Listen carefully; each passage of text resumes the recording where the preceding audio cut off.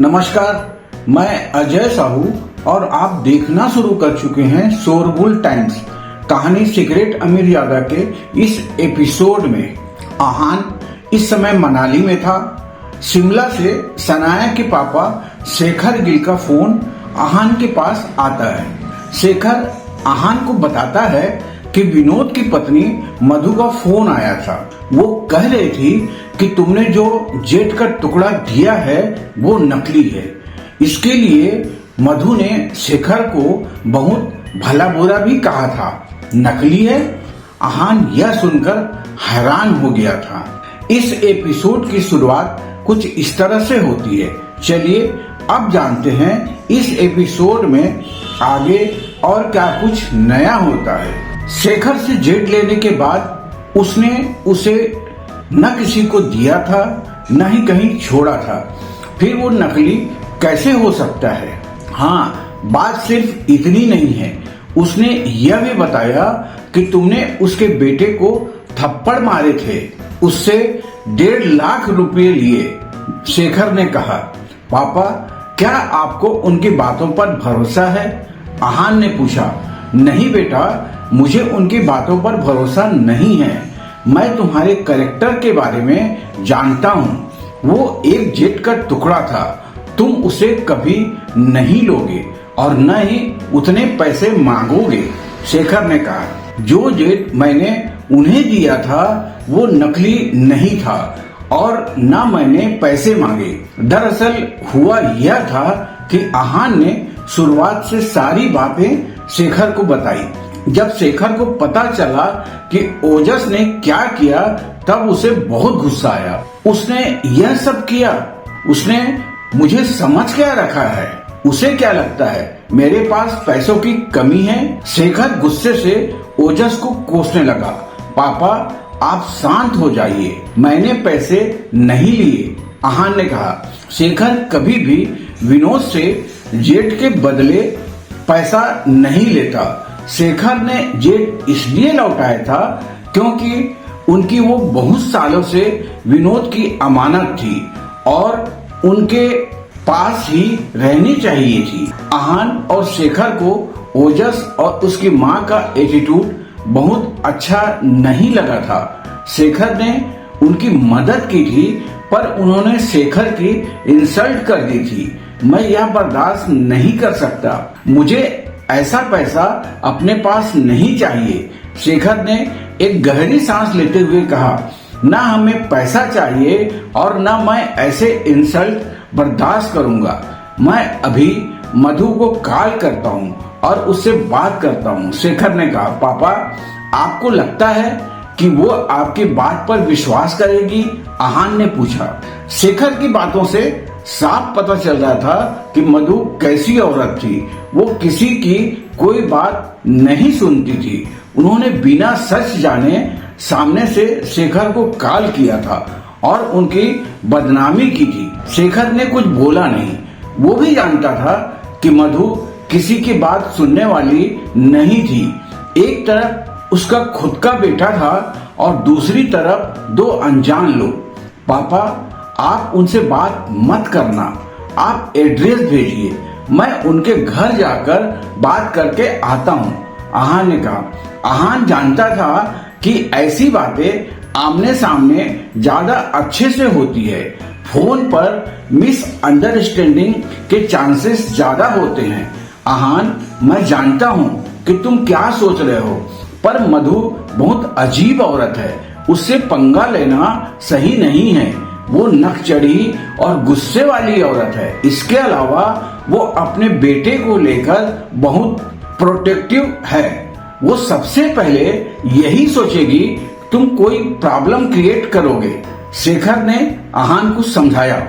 आप चिंता मत कीजिए, मैं उनके घर में घुसूंगा ही नहीं। जो बात करनी है गेट के बाहर खड़े होकर ही करूंगा। वहाँ वो मुझे कुछ नहीं कर पाएगी। आहान ने कहा। आहान किसी भी कीमत पर शेखर की इतनी बदनामी सहन नहीं कर सकता था। बहुत हिचकिचाते हुए शेखर आहान की बात मान गया।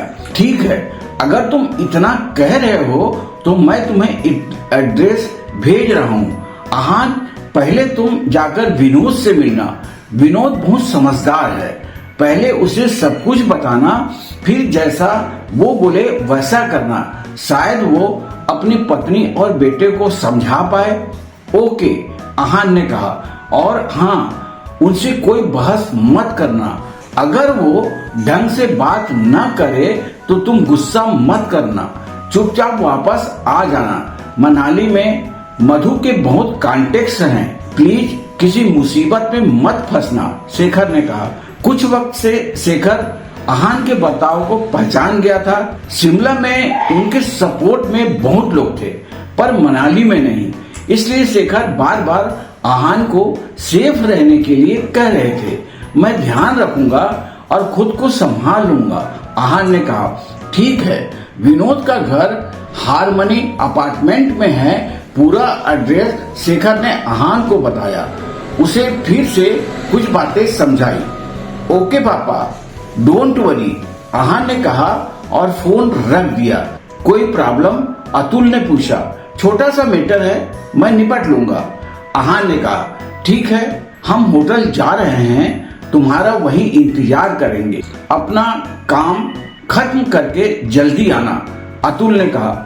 हॉस्पिटल से निकलकर आहान ने टैक्सी ली और हारमनी अपार्टमेंट के तरफ गया। रास्ते में उसने हारमनी अपार्टमेंट के बारे में पढ़ा। हारमनी अपार्टमेंट बहुत बड़ी विला सोसाइटी थी। वहाँ पर बहुत हाई क्लास और एलिट लोग रहते हैं। अगर विनोद का घर वहाँ था तो इसका मतलब साफ था कि उनके पास पैसे थे। कुछ देर में आहान वहाँ पहुँच गया। विनोद का घर ढूंढना मुश्किल नहीं था। जब आहान ने विला के सामने पहुंचकर बेल बजाई तब उनकी केयर टेकर ने दरवाजा खोला। उसने मुस्कुराते हुए पूछा, गुड इवनिंग आप?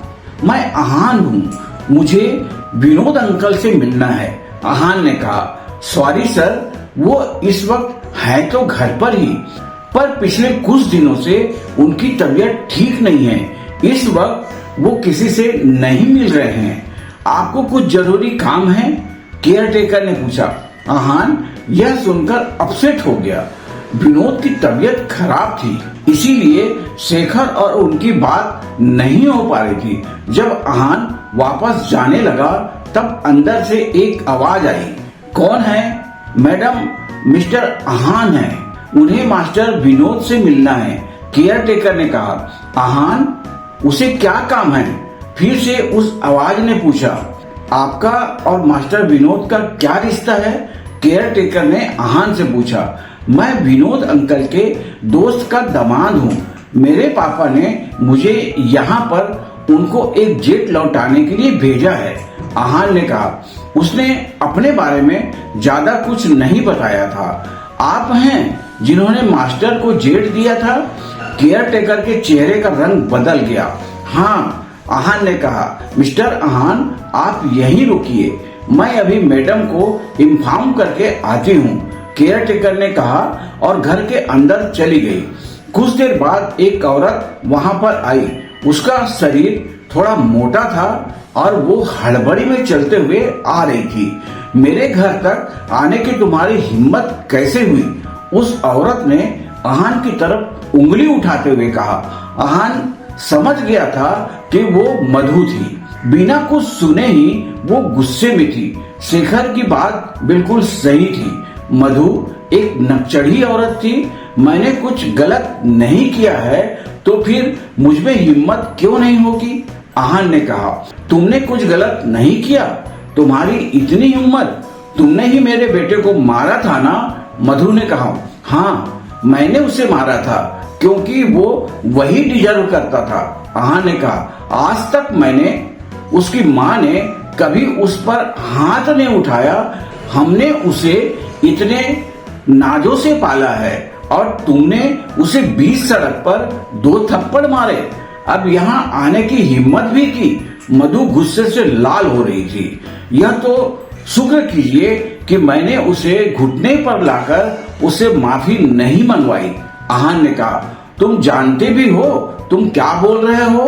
तुम भले ही मेरे बेटे से यह नहीं करवा पाए, पर अब तुम्हें सजा भुगतनी होगी, मधु ने कहा। तभी वहां पर ओजस आया। आहान को देखकर ओजस की आंखें बिल्कुल लाल हो गई। तुम यहाँ क्यों आए हो? ओजस ने कहा। मोम, यही है वो, यही है जिसने मुझे मारा था, ओजस ने कहा। तुम चिंता मत करो, मैं हूं ना, मैं इसे संभाल लूंगी, मधु ने कहा। तुम सिक्योरिटी अफसर को फोन करो और उन्हें यहाँ बुलाओ, मधु ने केयर टेकर से कहा। Yes madam. केयर टेकर तुरंत अंदर गई और सिक्योरिटी को कॉल करने लगी। मधु को लगा कि आहान पैसे लेकर मनाली चला जाएगा, पर वो घर तक आ गया था। यह मधु बर्दाश्त नहीं कर पाई और वो उसे सबक सिखाना चाहती थी। स्टूपिड, तुम मेरे घर तक आ गए, तुमने हमें समझ क्या रखा है? अब देखो तुम्हारे साथ क्या होता है, ओजस ने कहा और हंसने लगा। आहान ने सोचा कि शायद यह भूल गया कि इसके साथ क्लब के आगे क्या हुआ था। वहां पर वो जमीन पर बैठकर चिल्ला रहा था और यहाँ इतना एटीट्यूड दिखा रहा है।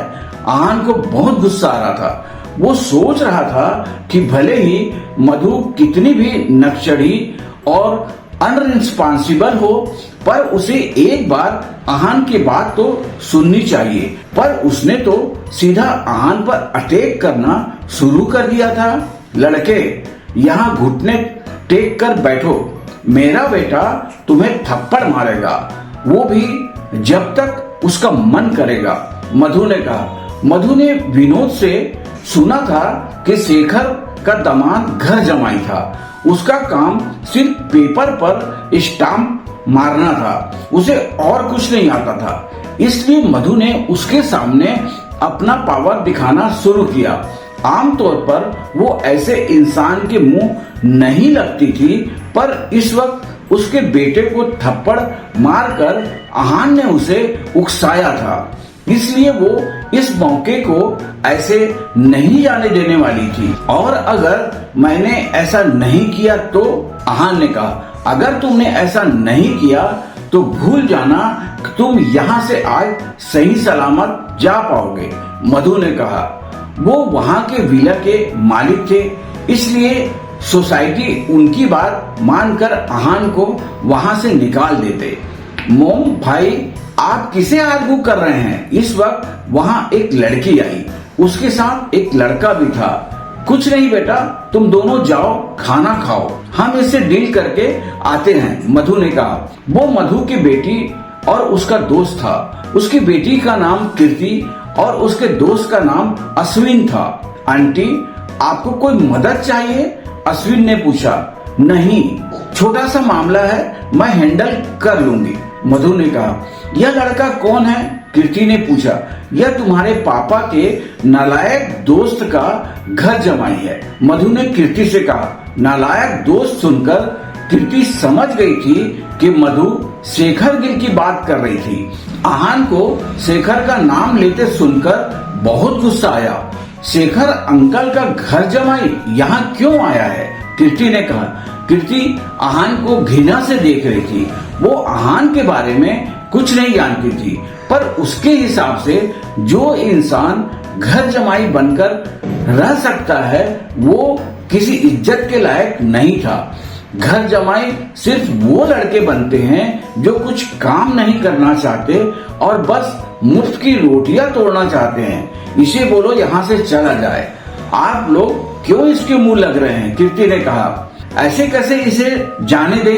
पहले हमें यह असली जेट देगा, पैसे लौटाएगा, फिर यहाँ से जा पाएगा, ओजस ने कहा। चल क्या रहा है? मुझे कोई सब कुछ डिटेल्स में बताएगा? कीर्ति ने चिढ़ते हुए कहा। दरअसल हुआ यह, ओजस ने नमक मिर्च लगाकर सारी बातें बताई। जब आहान ने यह सब सुना तो उसे बहुत गुस्सा आया। ओजस सफेद झूठ बोल रहा था। ओजस की सारी बात सुनने के बाद कीर्ति ने आहान को घूरा और कहा, कोई इतना लालची कैसे हो सकता है? फिर उसने मधु की तरफ देखा और कहा, पुलिस को बुलाइए और इसे अंदर करवाइए। आप टाइम वेस्ट क्यों कर रही हैं? पुलिस इसे सिर्फ चोरी की सजा देगी। मेरे बेटे को मारने की सजा मैं इसे दूंगी। मधु ने कहा, मैंने तुमसे जैसे कहा था वैसा करो। मेरा बेटा तुम्हें जब तक चांटे लगाएगा तभी मुझे सुकून मिलेगा। मधु ने आहान से कहा, फिर तो आपको सुकून कभी महसूस नहीं होगा, और अगर आपने मेरी बात नहीं सुनी तो आपके लिए अच्छा नहीं होगा। आहान ने कहा, तुम्हारी इतनी हिम्मत, तुम मेरी मुंह से ऐसी बात करो। ओजस ने गुस्से में कहा और आहान को मारने के लिए अपना हाथ उठाया, पर उससे पहले ही आहान ने उसे एक और थप्पड़ मार दिया था। तुमने मुझे मारा, ओजस चिल्लाने लगा। तो क्या हुआ, तुमने तो मुझसे पहले भी 2 थप्पड़ खाए हैं, यह तो तुम्हारी हैट्रिक हो गई। आहान ने कहा, तुम मरना चाहते हो क्या? मधु ने कहा, शट अप। आहान ने गुस्से में कहा। इस बार आहान की आवाज सुनकर मधु डर गई। आहान के आसपास अब एक अलग सा ऑरा था। मधु कुछ भी नहीं बोल पाई थी। मैं यहाँ तुम लोगों से आराम से बैठकर बात करने आया था। मैं चाहता था कि जो मिसअंडरस्टैंडिंग है वो क्लियर हो जाए, पर तुम लोगों का एटीट्यूड ही खत्म नहीं हो रहा है। कब से मेरे पापा के इंसल्ट किए जा रहे हो? अब चुपचाप मेरी बात सुनो और ओजस तुम मेरे सवालों का जवाब दो। आहान ने कहा। ओजस और मधु इस वक्त बिल्कुल शांत थे। उनकी आहान को मना करने की बिल्कुल हिम्मत नहीं है। ओजस, मैंने तुम्हें क्यों मारा था? अपनी माँ को अब सच बताओ। आहान ने कहा। क्या ओजस मधु को सच बताएगा? आगे जानने के लिए बने रहिए हमारे चैनल शोरगुल टाइम के साथ। बस इसी के साथ ही यह एपिसोड भी समाप्त होता है। इस एपिसोड को आगे बढ़ाते हुए कल फिर मुलाकात होगी। आज के लिए बस इतना ही। अब हमें कल तक के लिए इजाजत दीजिए। नमस्कार, धन्यवाद।